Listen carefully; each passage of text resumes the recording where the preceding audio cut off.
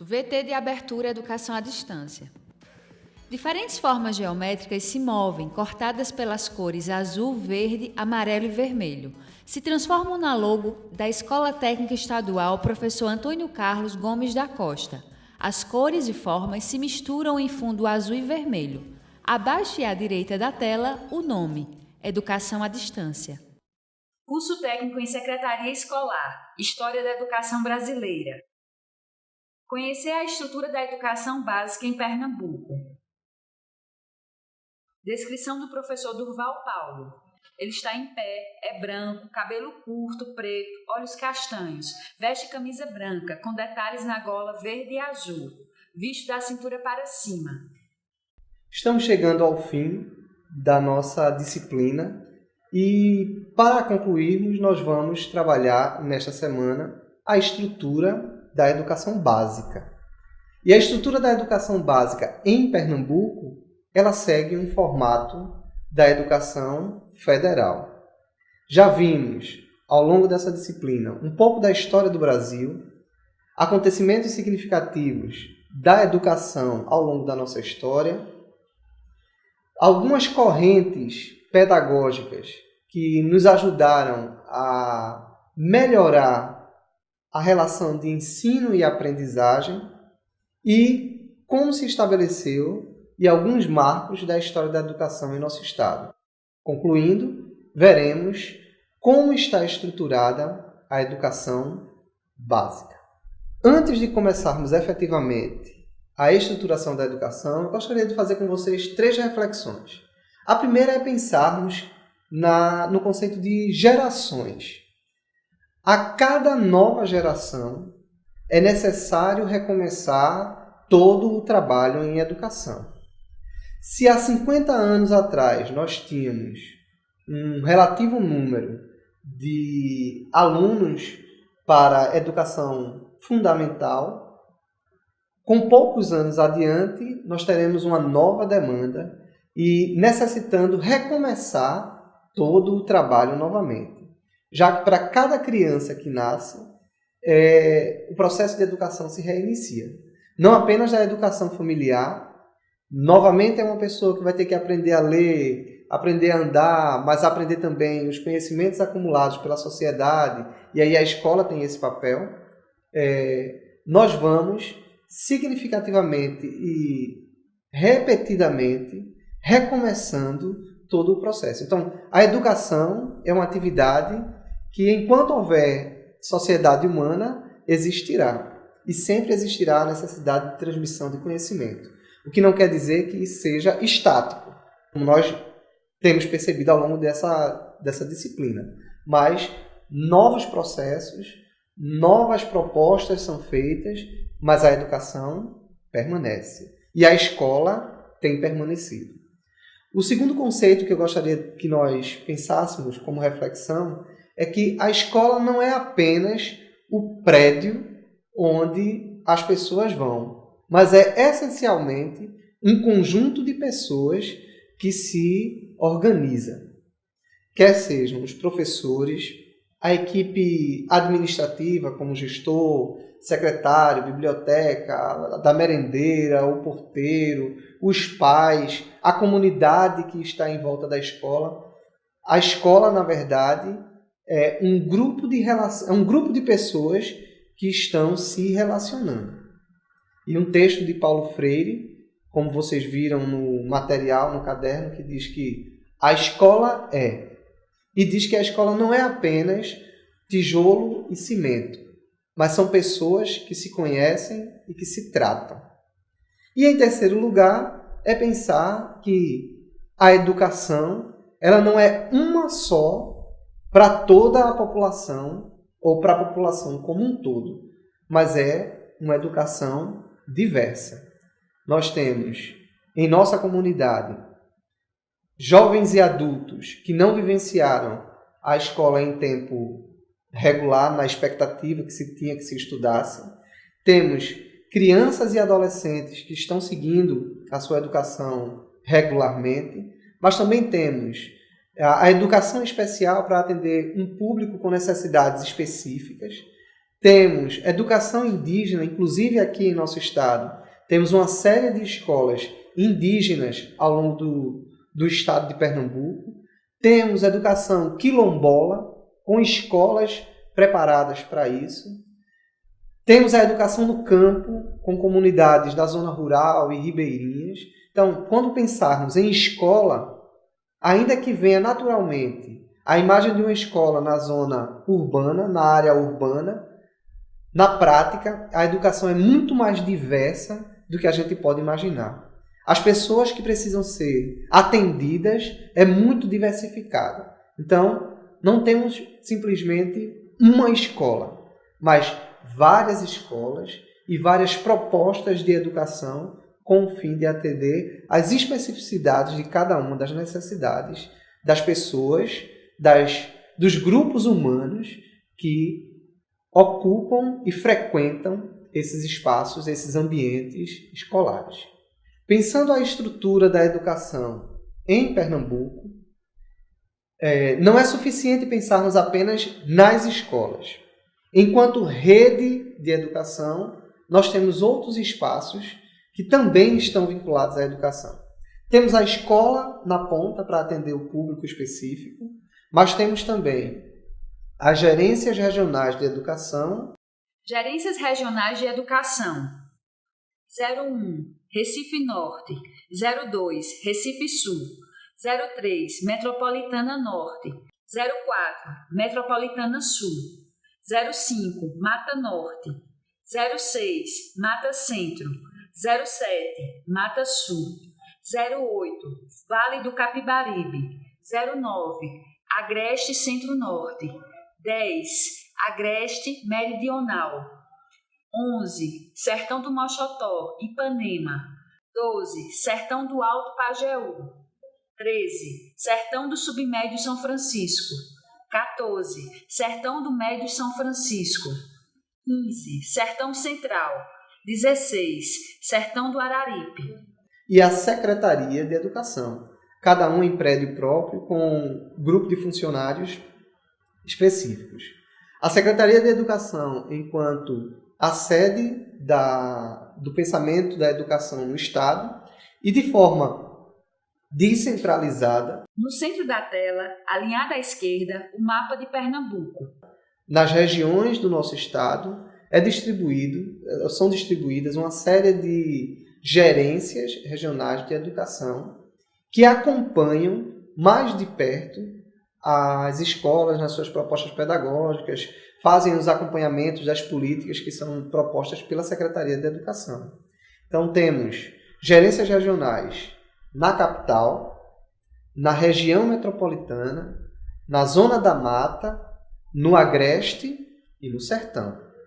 Em todas as zonas, em todas as áreas do nosso estado, há a estruturação desse organograma que é a Secretaria de Educação, que não se limita a um grupo apenas aqui na várzea, onde está localizada a Secretaria de Educação, mas é descentralizada em todo o estado e muito mais ramificada com as escolas, que é onde efetivamente acontecem as relações de ensino e aprendizagem. Okay? Se pensarmos a estruturação da educação em nível nacional, precisamos nos remeter à Lei de Diretrizes e Base, a LDB, de 1996, que é o último instrumento legal para a educação em nosso país. E o Estado de Pernambuco é regido por essa lei federal. E na compreensão da LDB, a educação ela não se dá apenas no ambiente escolar, mas também no grupo familiar, na comunidade, nas associações, em diversos outros espaços onde o indivíduo está presente, a educação acontecerá.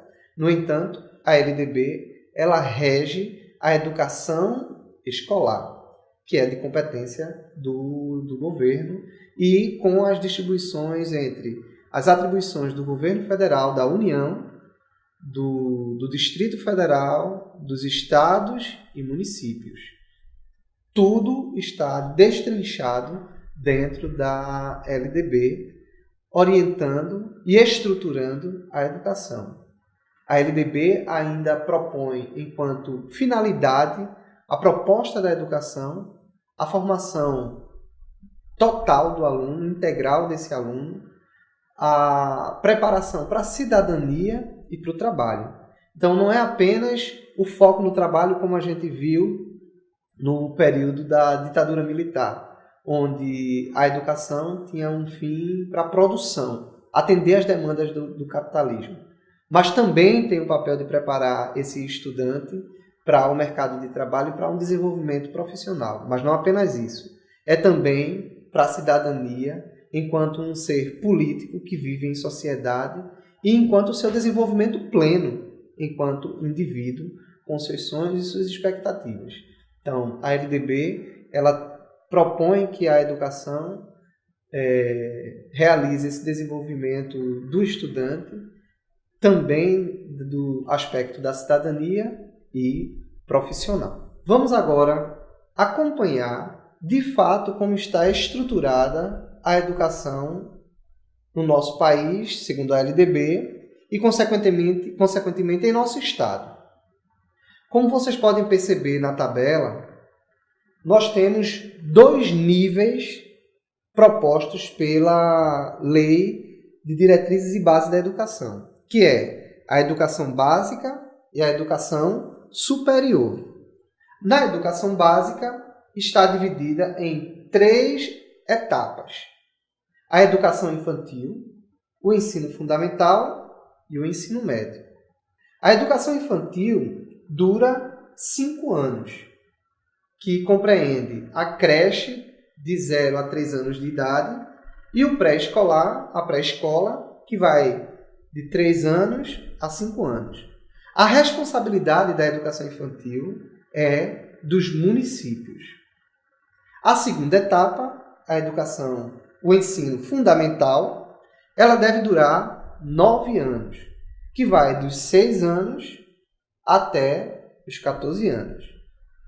Podemos dizer que existe o ensino fundamental 1 e o ensino fundamental 2. O sistema que é responsável por administrar o ensino fundamental é o municipal. No entanto, algumas escolas estaduais ainda mantêm o ensino fundamental. A última etapa da educação básica é o ensino médio. Este deve ter, no mínimo, 3 anos, a duração de 3 anos, e o público que ele atende, na expectativa ideal, é dos 15 aos 17 anos. E a responsabilidade está sobre o governo estadual, principalmente, que atende a maior parte do público nessa etapa de ensino, e do governo federal, que tem algumas instituições que também oferecem o ensino médio. E o ensino superior, depois de concluída a educação básica, que é oferecido pelos municípios. No nosso estado, nós temos 13 autarquias que oferecem curso superior e são de responsabilidade dos municípios onde eles estão instalados. Pela rede estadual, que nós temos a UPE, enquanto instituição de ensino superior, e pelo governo federal, a exemplo da Universidade Federal e a Universidade Federal Rural, a Universidade Federal do Vale do São Francisco, que são instituições que estão presentes na nossa rede de educação superior aqui em nosso estado. E, finalmente, refletindo um pouco mais sobre o ensino médio, nós vamos perceber que a nossa rede, nós temos uma nova forma de estrutura de escola que vem se desenvolvendo em nosso país e que é de incentivo do governo federal e vem se desenvolvendo em nosso estado, que é a educação em tempo integral. E aí nós temos um período de transição, um grupo de transição de escolas e um grupo de escolas em nosso estado, que se denomina da seguinte forma: as escolas regulares, aquelas que não têm o tempo integral; as escolas em tempo semi-integral, que ficam 2 dias integralmente com os estudantes no período da manhã e da tarde, e os 3 demais dias apenas em um dos expedientes. A escola em tempo integral, onde o estudante está na escola durante o período da manhã e da tarde. E temos também escolas técnicas, onde o governo estadual vem desenvolvendo e ampliando a quantidade de escolas técnicas em nosso estado, todas atendendo a última etapa da educação básica, que é o ensino médio, que é a principal etapa de responsabilidade de nosso estado.